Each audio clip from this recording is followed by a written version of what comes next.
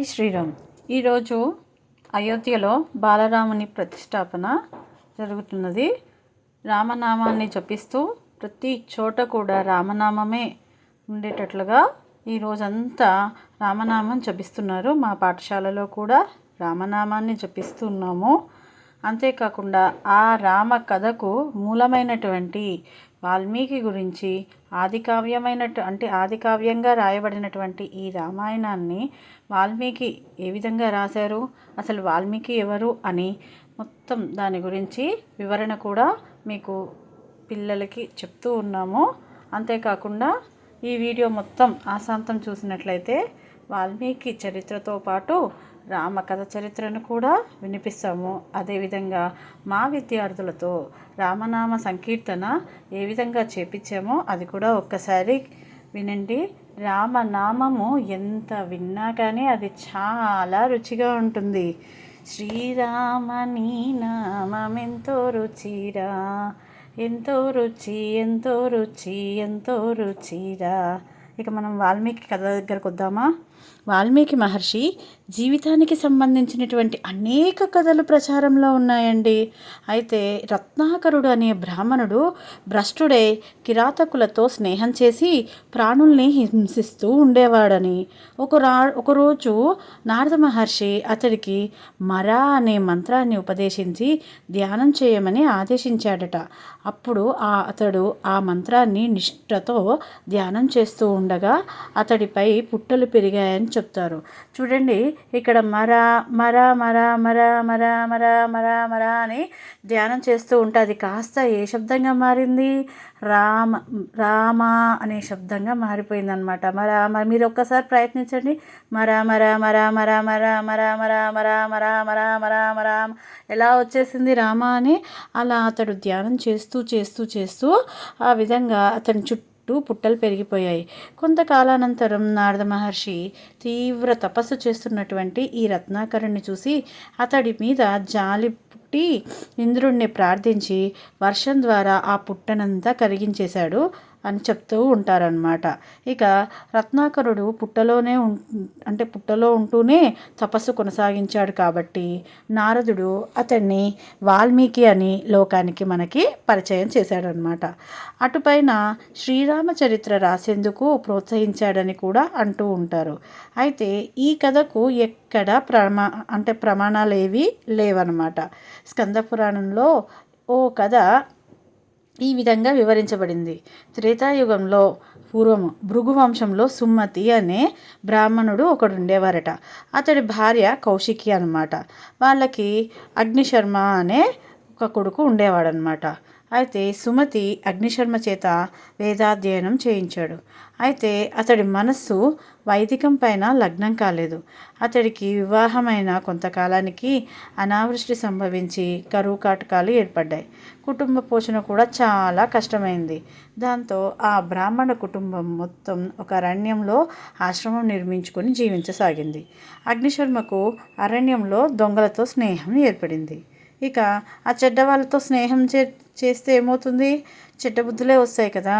ఇక వారు కూడా అగ్నిశర్మ కూడా దారిన పోయే వారిని చంపి వారి వద్ద ఉండే వస్తువులన్నీ దొంగలించి కుటుంబాన్ని పోషిస్తూ ఉండేవాడు అనమాట. అలా అగ్నిశర్మ తన బ్రాహ్మణత్వాన్ని మంట కలిపాడు. వేదానికి స్వస్తి పలికాడు. హింసనే వృత్తిగా స్వీకరించాడు. ఇలా ఉండగా ఒకరోజు సప్తర్షుడు ఆ మార్గాన వెళ్తూ అగ్నిశర్మ కంటపడ్డారట. వాళ్ళు అతన్ని చంపి వాళ్ళ వద్ద ఉన్న వస్తువులన్నీ కాజేయాలి అనుకున్నారు. అయితే వాళ్ళలో అత్రి మహర్షి గారు కూడా ఉన్నారట. అత్రి అంటే ఆధ్యాత్మిక, ఆదిభౌతిక, ఆది దైవికములైనటువంటి త్రివిధ తాపాలు లేనివాడు అని అర్థం అన్నమాట. ఇక అలాంటి అత్రి మహర్షి అగ్నిశర్మ పైన జాలి కలిగిందనమాట. అతడితో మమ్మల్ని చంపి ఈ వస్తువులు పట్టుకెళ్ళి ఎవరికిస్తావు అని అడిగాడు. మేము ఏ అపకారం చేయకపోయినా మమ్మల్ని చంపుతా అంటున్నావు కదా, దీనివలన పాపం వస్తుంది కదా, ఈ పాపాన్ని ఎవరు భరిస్తారు అని అడిగాడు. అందుకు అగ్నిశర్మ, నాకు తల్లి, తండ్రి, భార్య ఉన్నారు, ఆ సొమ్ముతో వారిని పోషిస్తాను అన్నాడు. అతడి సమాధానం విన్నటువంటి అత్రి మహర్షి, బాగానే ఉంది, అయితే ఇందువల్ల వచ్చేటటువంటి పాపాన్ని కూడా వాళ్ళు పంచుకుంటారా, వెళ్ళి వాళ్ళని అడిగిరా అని మేమంతా ఇక్కడే ఉంటాము, ఎక్కడికి వెళ్ళమని చెప్తారనమాట. ఇక అంతటా అగ్నిశర్మ ఇంటికి వెళ్ళి తల్లిదండ్రుల్ని తన పాపంలో భాగం పంచుకుంటారా అని అడిగారనమాట. అందుకు తండ్రి, మేము నీ పాపంలో భాగం పంచుకోము, తల్లిదండ్రుల్ని భార్యను పోషించాల్సినటువంటి బాధ్యత నీకున్నది కాబట్టి నువ్వు తెచ్చిన దాంతో జీవిస్తూ ఉంటాము. అది నువ్వు ఎలా సంపాదించుకొచ్చావు అన్న విషయం మాకు అవసరం లేదు. అలాగే దానివల్ల వచ్చేటటువంటి పాపంలో కూడా మాకు భాగం ఉండదు అని గట్టిగా చెప్పేశారనమాట. ఇక అగ్నిశర్మ భార్యను కూడా ప్రశ్నించాడు. ఆమె కూడా అదే సమాధానం చెప్పింది. అప్పుడు అగ్నిశర్మకు వివేకం కలిగింది. ముఖం వేలాడేసుకుని తిరిగి అత్రి మహర్షి వద్దకు వచ్చి జరిగిందంతా చెప్పారు. ఇంతకాలం చేసిన పాపకర్మలకు పరితాపం చెందాడిక. మహర్షులంతా అగ్నిశర్మ పరిస్థితిని చూసి పాపం చాలా జాలి వేసిందనమాట. అతన్ని అనుగ్రహించమని అత్రి మహర్షిని ప్రార్థించారు. దయాసముద్రుడైనటువంటి అత్రి మహర్షి పాప నివారణకై ఒక ధ్యాన యోగాన్ని ఉపదేశించాడు. నువ్వు ఉన్న ఫలంగా ఈ చెట్టు కిందనే కూర్చుని ధ్యానం ప్రారంభించు, పరమసిద్ధిని నీవు పొందగలుగుతావు అని ఆశీర్వదించి వెళ్ళిపోయారనమాట. ఇక ఆ మహర్షులంతా తీర్థయాత్రలు పూర్తి చేసుకొని 13 సంవత్సరాల తర్వాత తిరిగి అదే దారిన రావడం జరిగిందనమాట. అప్పుడు అగ్నిశర్మ తపస్సు చేస్తున్న చోట ఒక పెద్ద పుట్ట పెరిగిందనమాట. ఆ పుట్టలో నుండి పెద్దగా ధ్వని రాసాగింది. అప్పుడు వారు యోగ దృష్టిని సారించి అగ్నిశర్మయే శరీర స్మృతి లేకుండా ధ్యాన సమాధిలో ఉండటం చూశారనమాట. అప్పుడు వారు అనుగ్రహించి ఆ పుట్టను ఛేదించి ఎముకల ప్రోగుగా ఉన్నటువంటి ఎముకల కుప్పగా మారిపోయారనమాట. అలా ఉన్నటువంటి అగ్నిశర్మ శరీరాన్ని అత్రి మహర్షి తన అమృత హస్తాలతో స్పృశించాడు. తాకారనమాట. అప్పుడు అగ్నిశర్మ కళ్ళు తెరిచి దివ్య కాంతులతో ప్రకాశిస్తున్న ఆ మహర్షులను చూసి సాష్టాంగ ప్రణామం చేశారనమాట. మహర్షులారా, మీ దివ్యానుగ్రహం వలన నాకు జ్ఞానం కలిగింది, పాపాలు పోయాయి అంటూ పరమ భక్తితో వారందరినీ స్తుతించాడు. పరమ దయాళువులు ధార్మికులు అయినటువంటి ఆ మహర్షులు అతని భక్తికి మెచ్చి, మా ఉపదేశంతో సంపూర్ణ ధ్యాన యోగాన్ని పొందావు, నీ పైన పుట్టలు పెరగడం కూడా తెలియకుండా చిరకాలము వాల్మీకం అన్నమాట, ఆ పుట్టలోనే ఉన్నావు కాబట్టి ఇకపైన నువ్వు వాల్మీకిగా ప్రసిద్ధి చెందుతావు అని చెప్పి ఆశీర్వదించి వెళ్ళిపోయారనమాట. అలా 2 రకాల కథలు ప్రచారంలో ఉన్నాయి వాల్మీకి గురించి. ఇక భగవద్ అనుగ్రహం చేతనే సద్గురువు లభిస్తాడు ఎవరికైనా, కానీ సద్గురువు కటాక్షం వల్లనే మానవుడు దివ్యత్వాన్ని పొందుతాడు. అయితే అగ్నిశర్మ బ్రహ్మ అంశతో జన్మించినప్పటికీ ప్రారబ్ధ కర్మ వశం చేత నివురు కప్పినటువంటి నిప్పులాగా అజ్ఞానంలో పడి హింసా మార్గంలో పయనించాడు. అలా కర్మ పరిపక్వం కాగానే మళ్ళీ మహర్షి అయ్యాడనమాట. ఆ తర్వాత వాల్మీకి మహర్షి కుశస్థలికి పోయి తమసా నదీ తీరాన ఆశ్రమాన్ని నిర్మించుకొని శిష్యులతో కూడి శివుని ఆరాధించాడు. అయితే నారదుని వలన రామకథను తెలుసుకున్నాడు.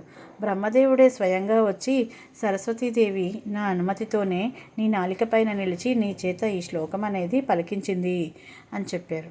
అంతేకాకుండా శ్రీ మహావిష్ణువు అవతారం కాబట్టి ఆయన కథ రచించమని ఆదేశించాడు. అనగా వాల్మీకి త్రిమూర్తుల అనుగ్రహంతోనే రామాయణ రచనకు పూనుకున్నాడని కూడా తెలుస్తుంది. కాబట్టి 24,000 శ్లోకాలు, 100 ఉపాఖ్యానాలు, 500 సర్గలతో 6 కాండాలతో విభజించి రామాయణాన్ని, అలాంటి మహాకావ్యాన్ని విశ్వవిఖ్యాతి చెందేటట్లుగా రచించారన్నమాట. ఇది రామాయణాన్ని వాల్మీకి రచించినటువంటి వైనం. ఇక రామాయణంలో శ్రీరాముణ్ణి వాల్మీకి మహర్షి కేవలం మానవ మాతృడుగానే చివరి వరకు చిత్రించాడు. ఇక నా మాయయే నన్ను ఆవహించి ఉండుగాక అని పరమేశ్వరుడు సంకల్పించి ఉంటాడు. అందుకే తద్వారా శ్రీరాముడు మాతృభక్తి, పితృభక్తి, గురుభక్తి, పతిభక్తి, సోదర ప్రేమ, శరణాగత సంరక్షణ, సత్యవాక్ పరిపాలన మొదలైనటువంటి విశిష్టమైనటువంటి గుణాలను తాను ఆచరించి లోకానికి బోధించాడు. అందువల్లనే శ్రీరామచరిత్రను ఎన్నిసార్లు విన్నా, పారాయణ చేసినా విసుగనిపించదు. రావణ సంహారం తర్వాత దేవతలంతా వచ్చి నువ్వు సాక్షాత్తు శ్రీ మహావిష్ణువే అన్నప్పుడు ఆ విషయం నాకు తెలియదు, నేను దశరథుడి పుత్రుడును, నా పేరు రాముడు అంటూ యుద్ధకాండం చివర తన అమాయకత్వాన్ని ప్రదర్శిస్తాడనమాట. అంతేకాదు బాలకాండం మొదలు యుద్ధకాండం వరకు అతడు మానవ మాతృడిగానే ప్రవర్తిస్తాడు. అయితే రామాయణంలో కొందరు మహర్షులు శ్రీరాముడిని శ్రీ మహావిష్ణువుగా గుర్తించారు. కానీ రాముడు తాను మాత్రం మామూలు మనిషిగానే జీవిస్తూ లోకానంతటిని తాను తన మార్గంలో నడిచేటట్లు చేశాడనమాట. ఇలా రామాయణంలో పితృభక్తి, గురుభక్తి, సోదర ప్రేమను ఎట్లా కాపాడుకోవాలో వాల్మీకి మహర్షి చక్కగా ఆయా ఘట్టాల్లో కూడా మనకి వివరించడం జరిగిందనమాట. అంతేకాకుండా ధనం మూలం మిద జగత్ అన్నది అతి ప్రాచీనమైనటువంటి సూక్తి. రామాయణ కాలంలో ఇందుకేమీ భిన్నం కాదు. ఎందువల్లంటే ఇంద్రియాలన్నీ సుఖాలనే కోరుతాయి, సుఖాలన్నీ ధనం మూలంగానే లభిస్తాయి. అంతవరకు బాగానే ఉంటుంది. కానీ ధనార్జన మోతాదుకి మించితే మొదటికే మోసం వస్తుంది అని ఇక్కడ చెప్పించారన్నమాట. మా విద్యార్థులతో చూపిస్తున్నటువంటి రామనామ కథ గానం ప్రారంభమయ్యేంతవరకు మీరు రామాయణాన్ని నేను ఈ బాలకాండం అనేది మొదలు పెట్టడం జరుగుతుందన్నమాట. ఇక్కడ చూడండి, ఇక తపోధనుడు, వేదాధ్యయనం నందు ఆసక్తి కలిగినటువంటి వాడు, వాగ్మయవేత్తల్లో శ్రేష్ఠుడు అయినటువంటి వాడు నారద మహర్షిని చూసి వాల్మీకి మహర్షి ఇలా ప్రశ్నించారట.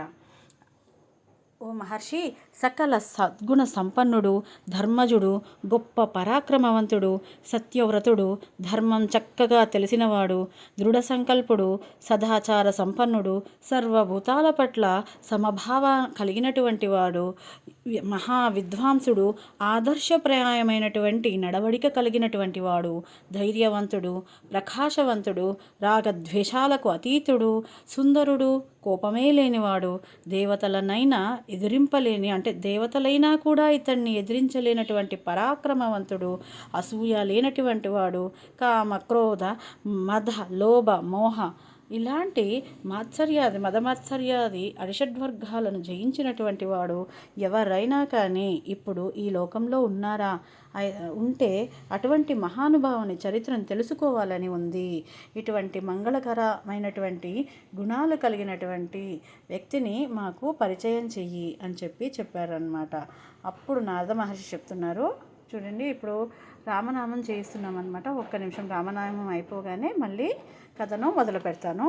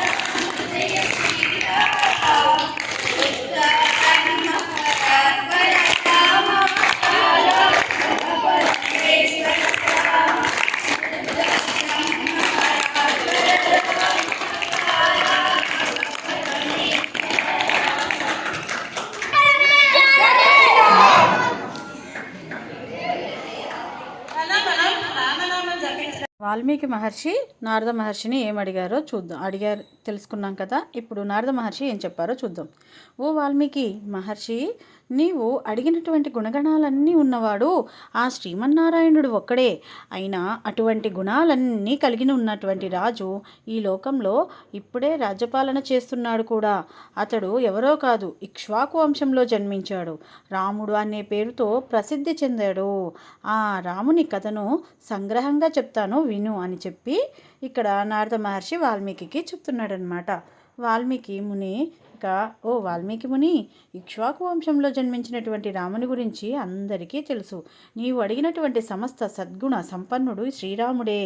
అతడు శ్రీమన్నారాయణ స్వరూపుడే అని మహాత్ములందరూ అంటూ ఉంటారు.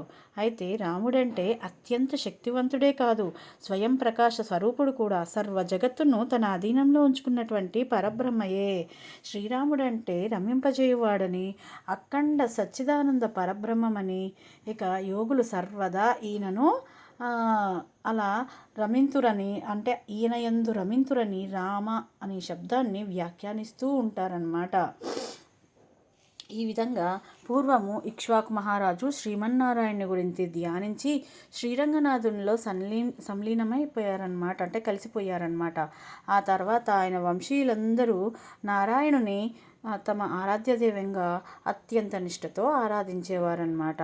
అలా ఆ మహావిష్ణువు ఇక్ష్వాకు వంశాన శ్రీరాముడుగా అవతరించి ఆ వంశాన్ని చరితార్థం అనేది చేయడం జరిగిందనమాట.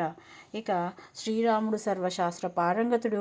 అతడి బాహువులు అంటే చేతులు మిక్కిలి బలిష్టమైన మోకాళ్ళ దగ్గర దాకా ఉంటాయన్నమాట, అంటే మోకాళ్ళకి తగులుతూ ఉంటాయన్నమాట అతని చేతులు. అందువలన ఆజానుబాహు అని అతన్ని కీర్తిస్తూ ఉంటారు. కంఠం ఎలా ఉంటుందట, శంఖం వలె ఉంటుందట. ఉన్నతమైనటువంటి చెక్కిళ్ళు. అలాగే సద్గుణాలు కలవారికి అలంకారాలతో పని ఉండదని, జీవితమంతా సుఖాలను అనుభవిస్తారని మన శాస్త్రాలు ఎన్నో చెబుతూ ఉంటాయన్నమాట. రామకథ కాస్త వాల్మీకి మనసులో నాటుకుపోయింది. నారదుని మాటలు ఇంకా చెవిలో ఇల్లు కట్టుకొని పోరుతూ ఉన్నాయి. గంగానది సమీపాన గల తమసా నదికి స్నానం చేయడానికి బయలుదేరారు. భరద్వాజుడు ఇంకా మిగతా శిష్యులు అలా అతని వెంట నడుస్తున్నారు. ఎవరి వెంట? వాల్మీకి వెంట నడుస్తున్నారు. తమసా నది ఎలా ఉందట, అంటే మంచి మనిషి మనసు ఎలా ఉంటుందో అలా స్వచ్ఛంగా ఉందన్నమాట. స్నానానికి నదిలోకి దిగినటువంటి వాల్మీకి చుట్టూ ఉన్నటువంటి ప్రకృతి అందాలను చూసి చాలా ఆనందపడుతున్నాడు అన్నమాట, పరవశిస్తున్నాడు. సమీపంలో ఒక కొమ్మ పైన క్రౌంచ పక్షుల జంటను చూశాడు. వాటి అనురాగం చాలా ముచ్చట గొలుపుతుంది. వాటి మధుర ధ్వనులు కూడా ఎంతో వీణుల విందు చేస్తున్నాయి.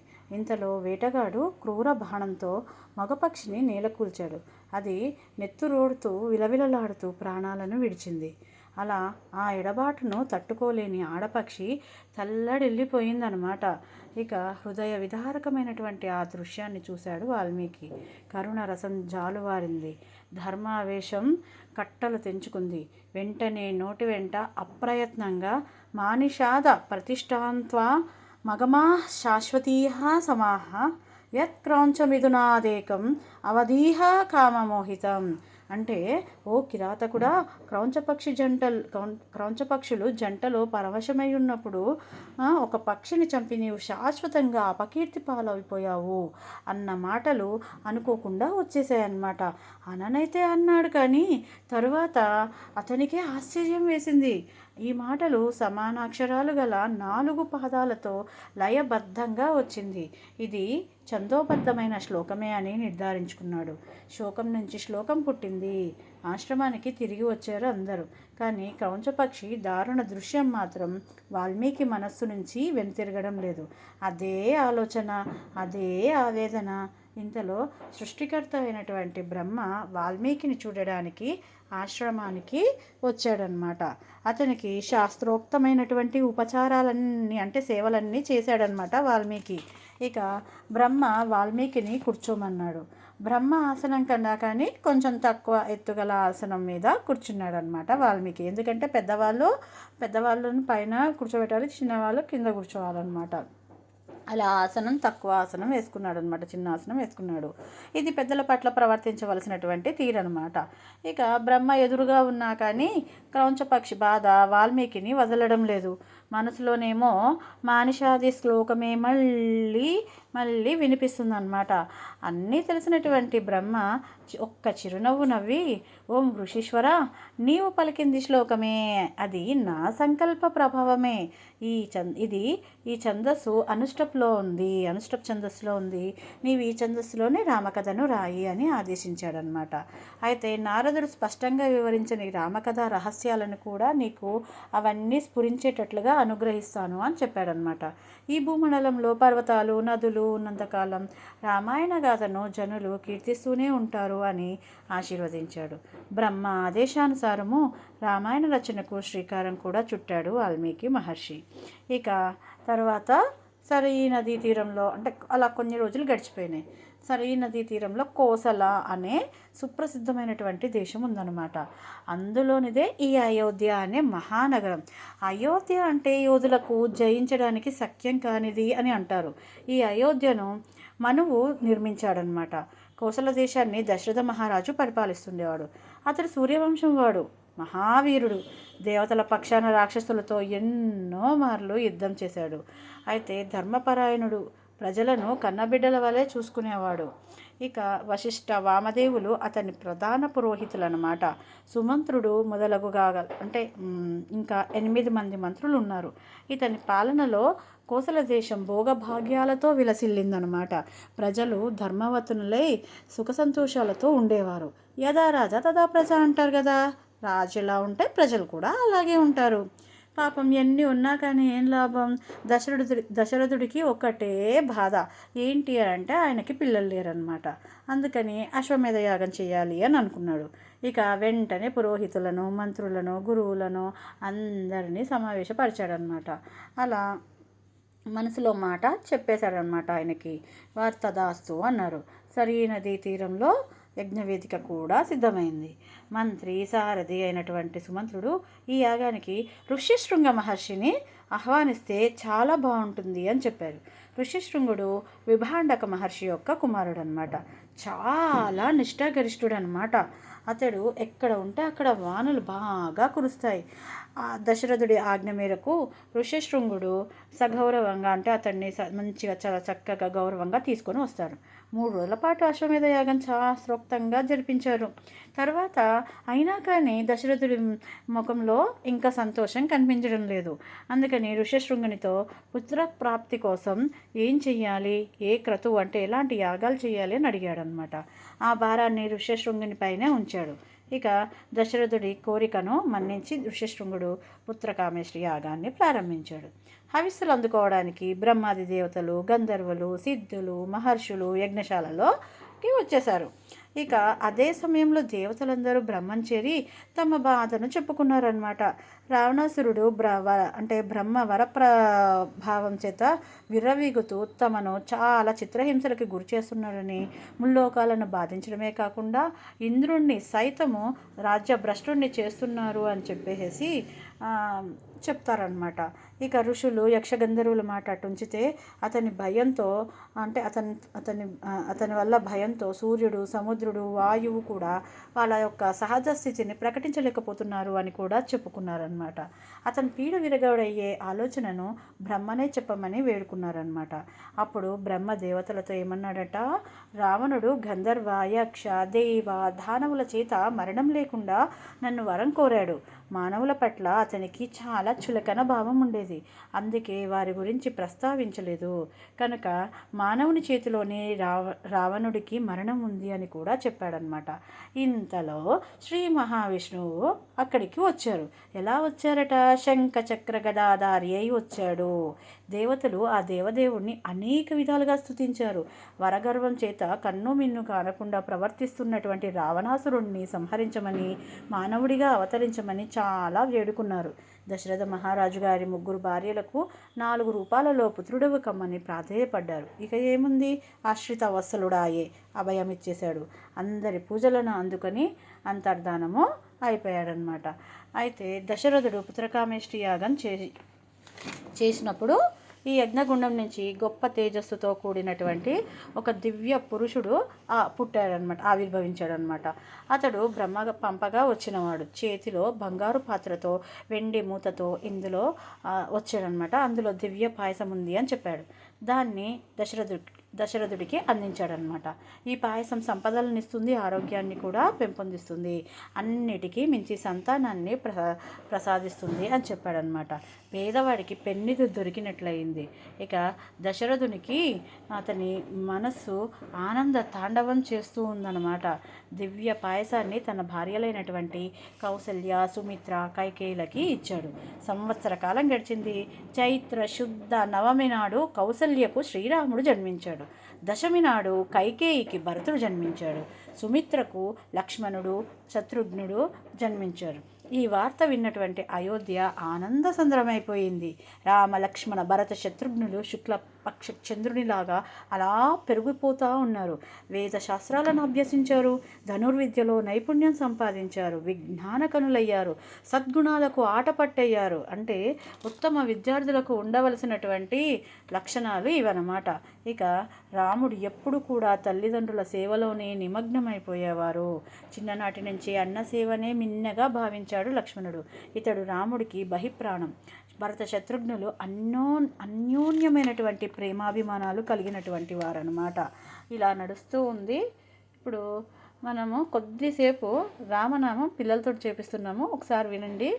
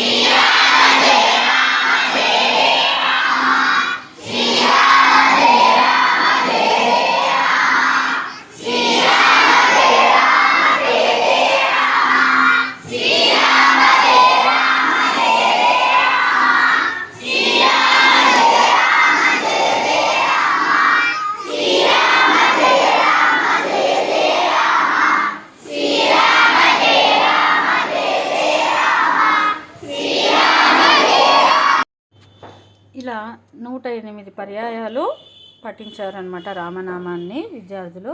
ఇక మనం కథలోకి వద్దాం.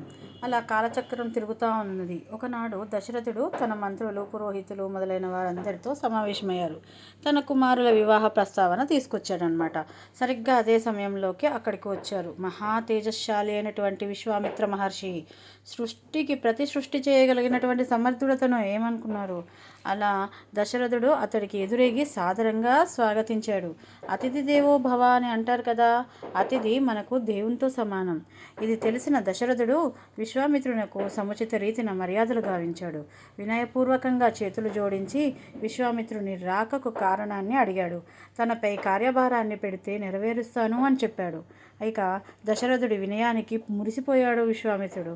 వశిష్ఠుని ఉపదేశాలను పొందినవాడివి నీవు ఇలాగే ప్రవర్తిస్తావులే అని విశ్వామిత్రుడు చెప్పాడనమాట. అయితే విశ్వామిత్రుడు దశరథుడితో తాను వచ్చినటువంటి పని ఏంటో తెలుపుమని చెప్పాడనమాట. దానిని ఆచరించమని చెప్పాడు. ఆడిన మాట తప్పవద్దు అని చెప్పాడు. అసలు విషయం చెప్పాడు. ఓ రాజా, నేను ఒక యజ్ఞాన్ని సంకల్పించాను, కానీ మారీచ సుబాహులు అనే రాక్షసులు ఈ యజ్ఞానికి విఘ్నాలు కలిగిస్తున్నారు. వారిని కోపగించడానికి శపించడానికి శక్తి ఉన్నా కానీ నేను యాగదీక్షలో ఉన్నాను కాబట్టి, యజ్ఞదీక్షలో ఉన్నాను కాబట్టి నాకు అది చెయ్యలేను. ఉచితానుచితాలను గ్రహించకుండా శక్తిని దుర్వినియోగపరచకూడదు కదా.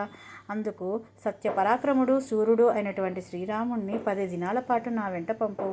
అతడే ఆ రాక్షసులను చంపగలిగినటువంటి సమర్థుడు. నా వెంట వచ్చి యాగ సంరక్షణ చేయటం వలన శ్రీరామునికి అనేక శ్రేయస్సులు కలుగుతాయి. శ్రీరాముని పరాక్రమం ఎలాంటిదో నాకు బాగా తెలుసు. నాకే కాదు, వశిష్ఠుల వారికి, వామదేవాది మహర్షులందరికీ తెలుసు కదా. వారంతా అంగీకరించిన తర్వాతనే రాముణ్ణి నాతోటి పంపు అని చెప్పాడనమాట. ఈ మాటలు వింటుంటే దశరథుని గుండెలో రాయి పడ్డది. ఇక చేతులు జోడించి, మహర్షి, నా రాముడు 16 ఏండ్లు కూడా నిండనటువంటి వాడు. ధనుర్విద్య ఇంకా పూర్తి కాలేదు. యుద్ధ విద్యల్లో తగినటువంటి పరిచయం కూడా లేదు. కనుక దయచేసి నా రాముణ్ణి కోరకండి.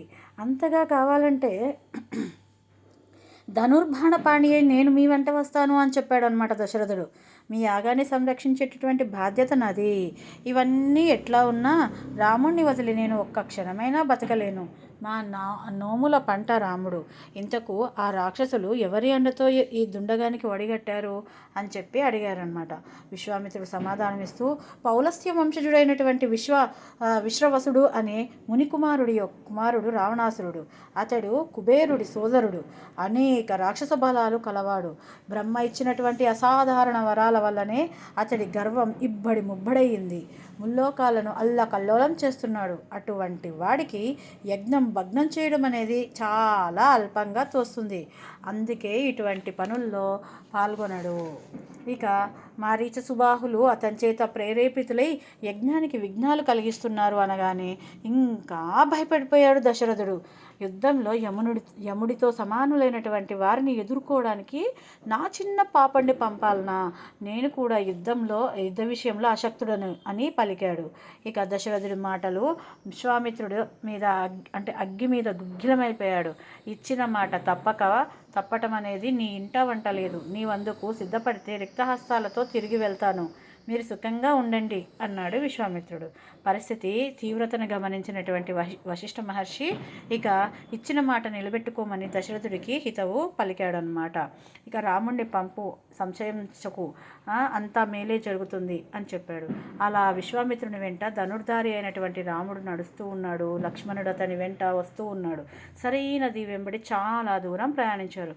ముగ్గురు తర్వాత రామలక్ష్మణులకి అలా ముగ్గురు ప్రయాణిస్తూ ఉన్నారనమాట. తర్వాత రామలక్ష్మణులకి బల అతి బల విద్యలను ప్రసాదించాడు అనమాట విశ్వామిత్ర మహర్షి. దానివల్ల ఏమవుతుందంటే అలసట కానీ, ఆకలి దప్పికలు కానీ, రూపకాంతులు కానీ తగ్గవన్నమాట. ఇక నిద్రలో ఉన్నా కానీ ఏమరపాటుతో ఉండి చాలా అలర్ట్గా ఉంటారనమాట. రాక్షసులు ఏం చేయలేరు. ముల్లోకాలు ఎదురొడ్డి నిలిచేవారు ఎవ్వరూ ఉండరనమాట. ఇక తెల్లవారుతుంది. విశ్వామిత్రుడు రామలక్ష్మణులకు మేల్కొల్పాడు. ఏ విధంగాట? కౌసల్య సుప్రజా రామ పూర్వా సంధ్యా ప్రవర్తతే ఉత్తిష్ట నరశార్దూల కర్తవ్యం దైవమాహ్నికం. ఇలా సుప్రభాతం అనేది పలికాడనమాట. ఇక ప్రయాణం సాగుతుంది. మలద, కరుష అనే జనపదాలకు చేరుకున్నారు. ఇక దాని తర్వాత ఈ రాక్షస సంహారం, ఆశ్రమానికి చేరుకున్నారు, రాక్షస సంహారం కూడా చేయడం జరిగింది.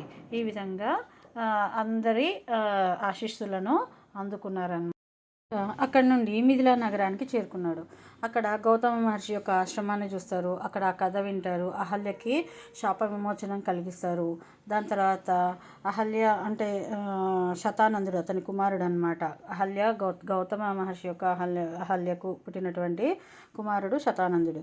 అతడు అంటే మిథిలా నగరానికి తీసుకుని వెళ్తాడు జనక మహారాజు దగ్గరికి. అయితే అక్కడ తన ఏం చేయాలో అది ఆదేశించమని చెప్పి విశ్వామిత్రుడికి రాముడు అడుగుతాడనమాట. అడిగితే తన కర్తవ్యాన్ని చెప్తాడనమాట. అయితే ఇక శివధనుసుని చూపించమని చెప్పి విశ్వామిత్రుడు జనక మహారాజుకి అడుగుతారనమాట. అడిగితే అంత శుభం జరుగుతుందని చెప్తాడు. శివధనస్సు చరిత్రను వివరిస్తారు రాముడికి. యాగం కోసం భూమి దున్నుతుంటే ఒక పాప దొరికింది. నాగచ్చాలను దొరికినందువలన ఆమెకు సీత అనే పేరు పెట్టాము అని చెప్పి చెప్తారనమాట. ఇక ఇదంతా ఎప్పుడైతే ఈ గతంలో ఎందరో రాజులు వచ్చి ఈ శివధనస్సును ఎక్కుపెట్టడానికి విఫల ప్రయత్నం చేశారు.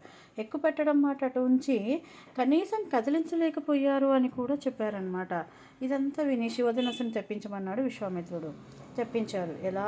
బలిష్ఠులైనటువంటి దీర్ఘకాయులైనటువంటి 5,000 మంది అతి కష్టం మీద శివధనస్సుతో కూడినటువంటి పేటికను అంటే పెట్టెను తీసుకుని వచ్చారనమాట.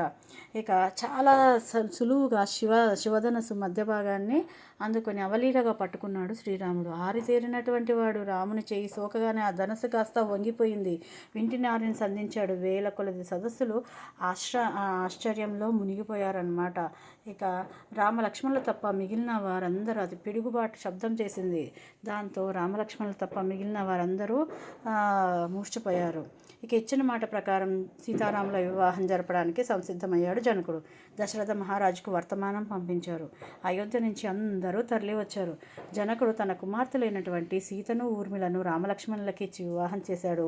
తన తమ్ముడైనటువంటి కుశధ్వజుని కుమార్తెలైనటువంటి మాండవిని భరతుడికి, శృతకీర్తిని శత్రుఘ్నుడికి ఇచ్చి వివాహం జరిపించారు. అంగరంగ వైభవంగా వివాహం జరిగింది. ఇక మరునాడు విశ్వామిత్ర మహర్షి కొత్త దంపతులను ఆశీర్వదించి దశరథ మహారాజును వీడుకొని హిమాలయ పర్వతానికి వెళ్ళాడు. తర్వాత బంధు సమేతంగా దశరథుడు అయోధ్యకు బయలుదేరాడనమాట. ఇక దారిలో వీళ్ళకి పరశురాముడు ఎదురుపడ్డాడు. ఇతడు ప్రళయకాల రుద్రుడిలాగున్నాడు. గండ్రగొడ్డలిని ధనుర్బాణాలను ధరించాడు. ప్రజ్వరిల్లేటటువంటి అగ్నిలా భయంకరంగా ఉన్నాడు.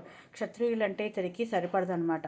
పూర్వము క్షత్రియుడైనటువంటి కార్తవీర్యార్జునుడు ఇతడి తండ్రి అయినటువంటి జమదగ్నిని చంపాడు. అప్పటి నుంచి క్షత్రియ నిర్మూలనానికి కంకణం కట్టుకున్నాడు.